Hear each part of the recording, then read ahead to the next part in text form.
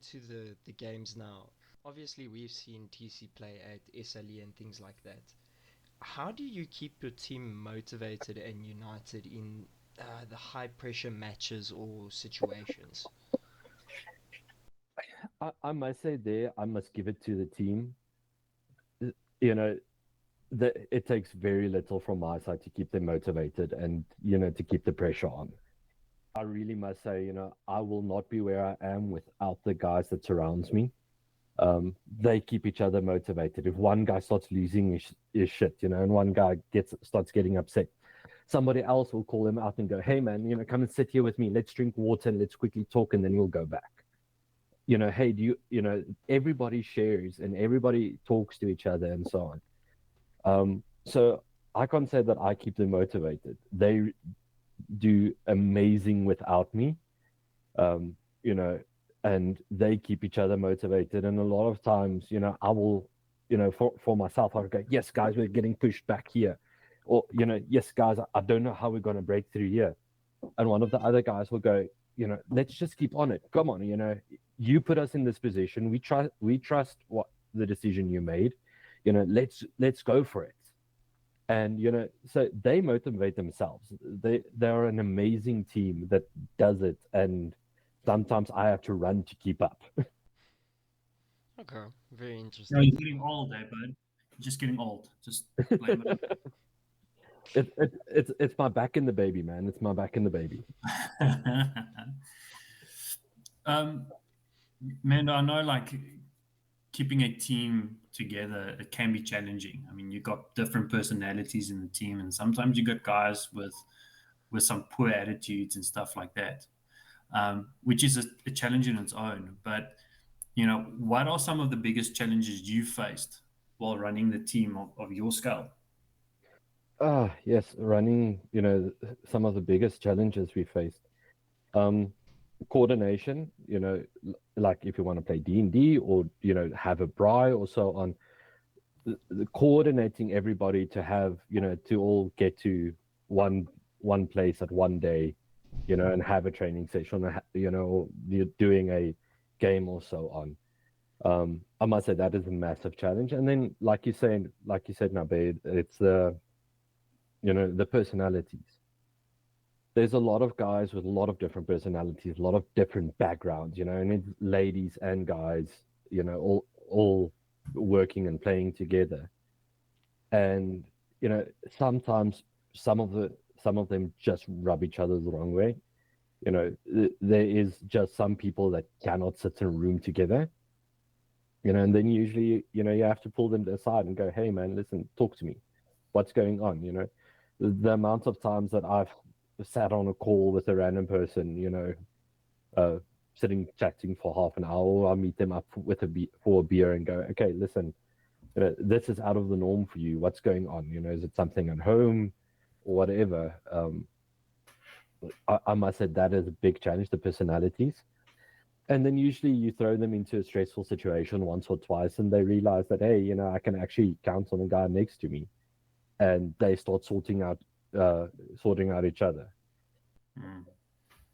Okay, very interesting to find out. I mean, we've got like I clash with my brother on the airsoft field, especially if we're against each other.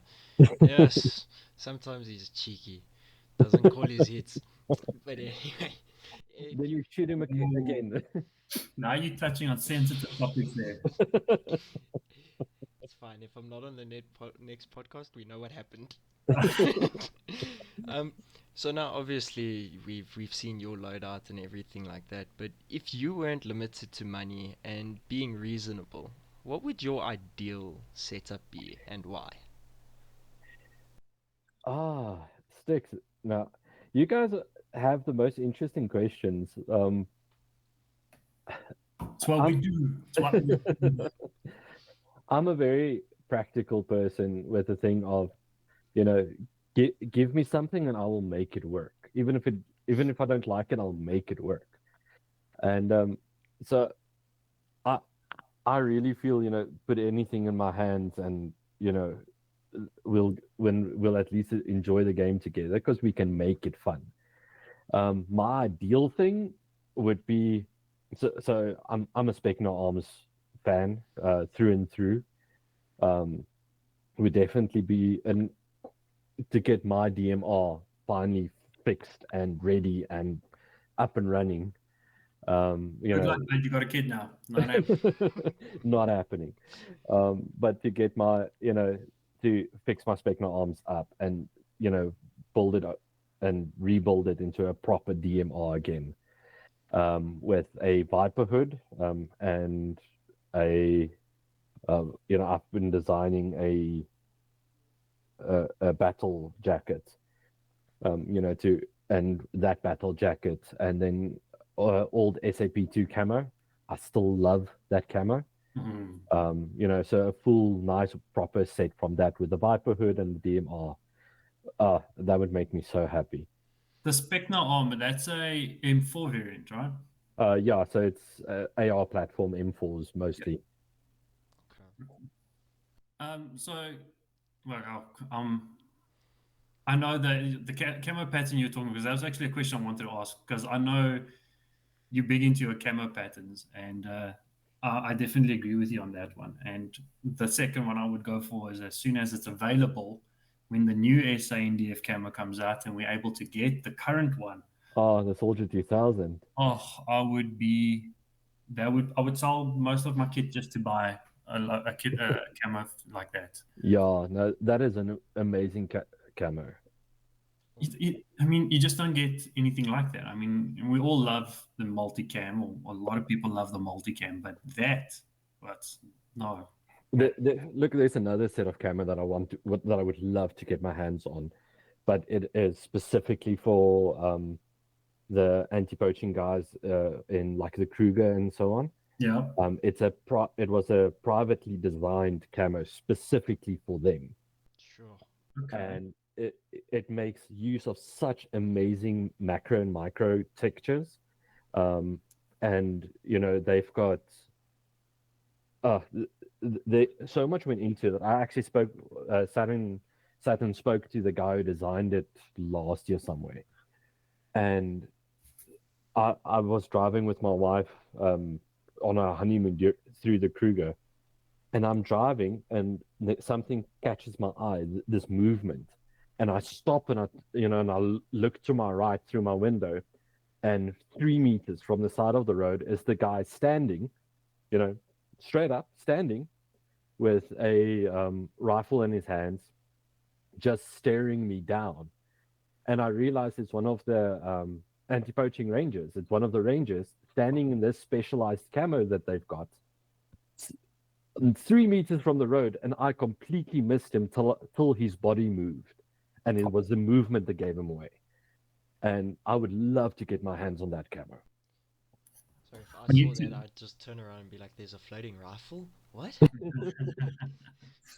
Was actually I'll Google afterwards and try to see if I can find that camo. Or send me a link when after the podcast to see it. I would love to see what that looks like.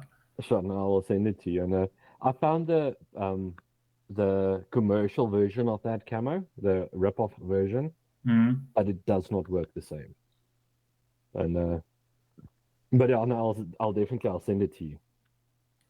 Mando, you know, there's a lot of groups out there, and we all know quite a few groups and organizations. But what sets TC apart to other ESOS teams in South Africa? We're having fun. Um, I feel these days, it's um, everybody's, going, I'm the best and I'm the best and I'm the best. And we encourage, all the TC guys to go and play at all the different organizers. We also organize our own games, Mm. but we go, hey, go and play with Jared and Urban Airsoft. Go and play with Koff. Go and play the SASL games. Drive through and go and play with the ACP guys, the Polokwane guys, and drive through and go and play with the Poch guys. If any of us ever had the freaking petrol money, let's drive through and go and play with South Coast Milsim, or down to Cape Town and go and play with the farm. Um, we encourage everybody to play everywhere and just enjoy themselves. It's a hobby, it's a sport. Just go and enjoy yourself. Don't get mixed up with all the other different stuff. Of course, as organizers, everybody gets involved with the politics and everything. Where two and more people are together, that exists. You're not going to get free of it. But for the players and everybody, just go and enjoy yourselves. Don't get mixed up with everything. Don't get yourself worked up because a guy didn't call his hits or whatever. If that happens, take your hits, go and respawn, tell a stupid joke and go and just go back and laugh again. Yeah. I mean, it definitely is so. I think there can be some egos in this community.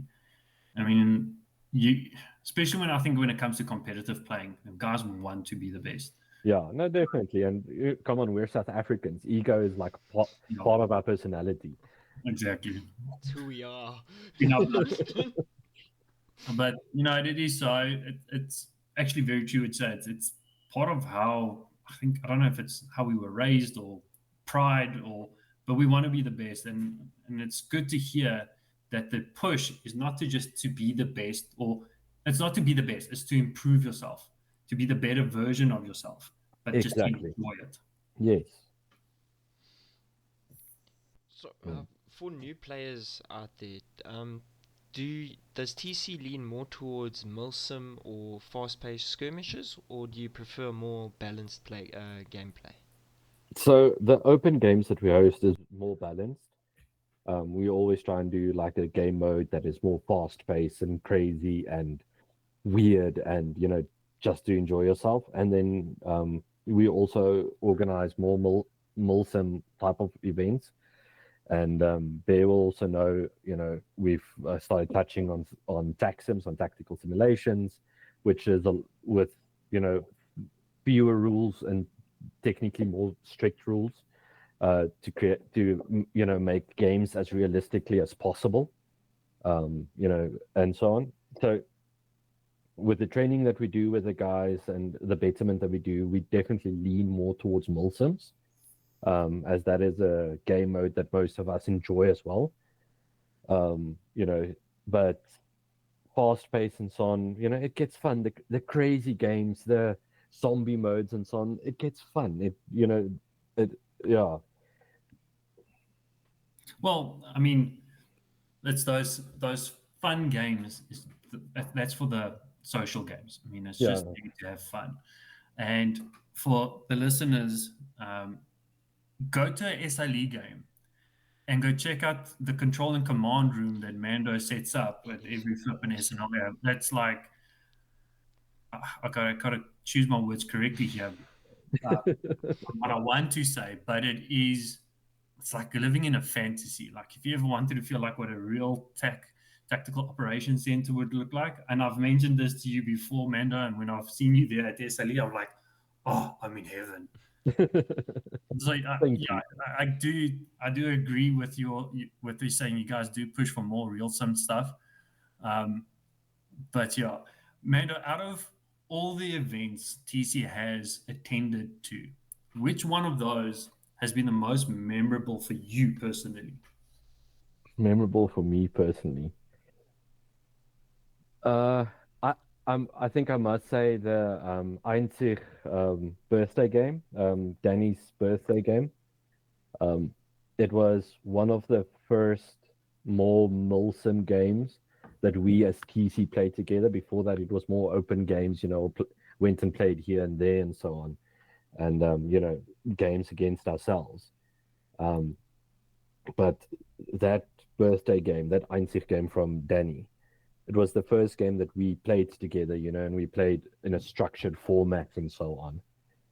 And that was an awesome game. We could actually see um, you know, the structure and the form, and the guys taking charge and people stepping up to where you didn't think they would. And it was just such an amazing experience to see everybody grow and enjoy themselves.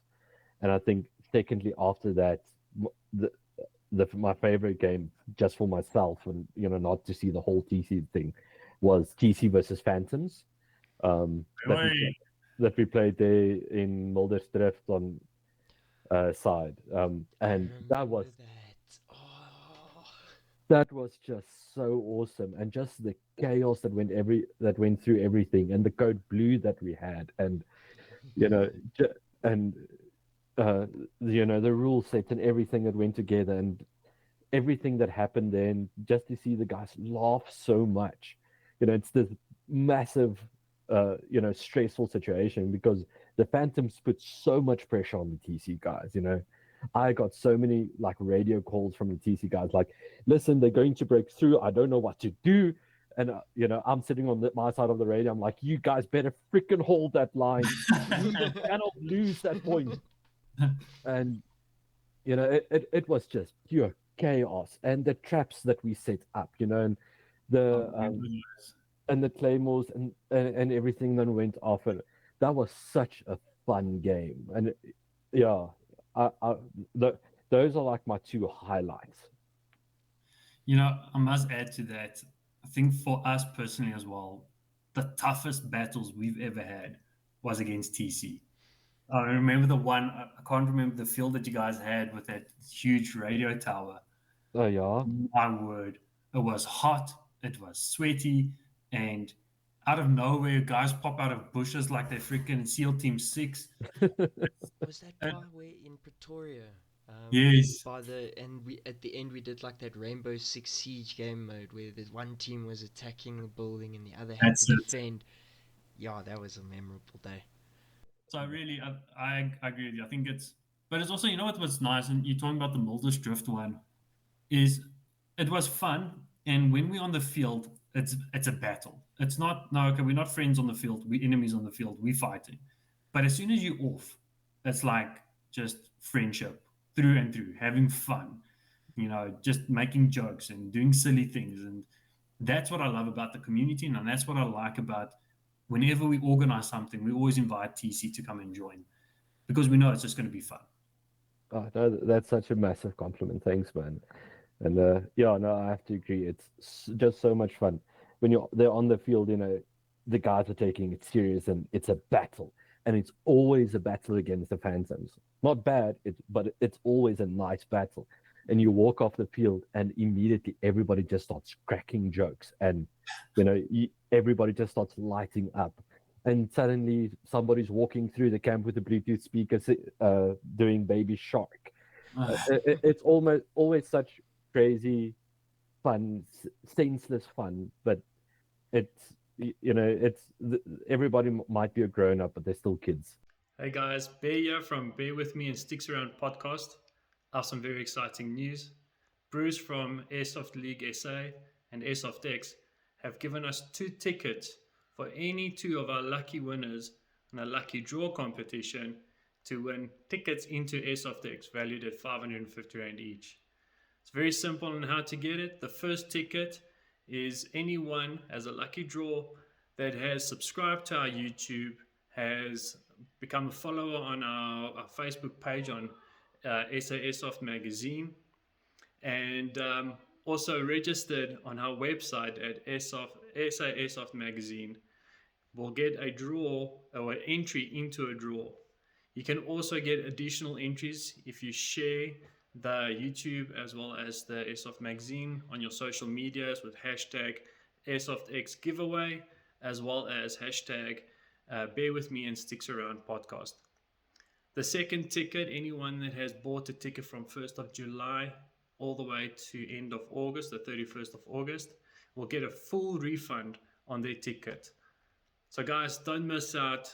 Go, subscribe, like, share, and let us know. How's it, guys? Sticks from Just Bear With Me and Sticks Around podcast.